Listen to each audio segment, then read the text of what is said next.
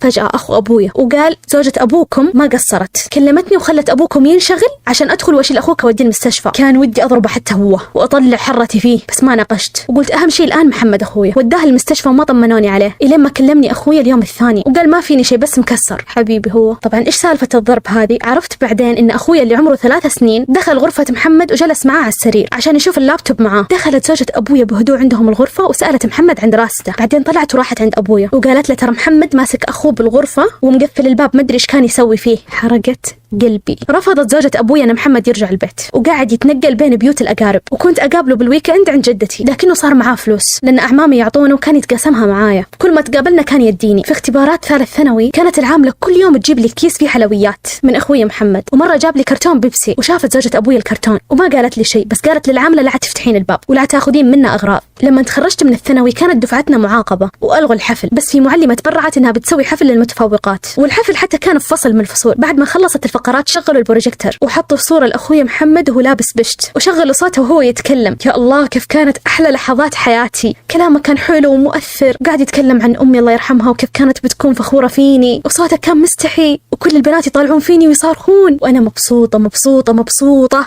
بعدها المعلمة باقت ورد وعقد كان إكسسوار ومكتوب على الكرت عائلتك. بس لما رجعت البيت شكرت أبويا طلع مو داري إنه تخرج اليوم أصلا، وعرفت بعدها على طول إن أخويا محمد اللي جاب. بالصيف لما طلع قبولي بالجامعة دق علي أخويا محمد وقال بمرك بعد شوية نطلع يلا تجهزي، وما أدري إيش اللي خلاني مسوي نفسي متعودة أطلع مع أخويا مع إنه ما كنا نطلع مشاوير لحالنا نهائيا. لبست عبايتي ورحت لأبويا ولقيت زوجة أبويا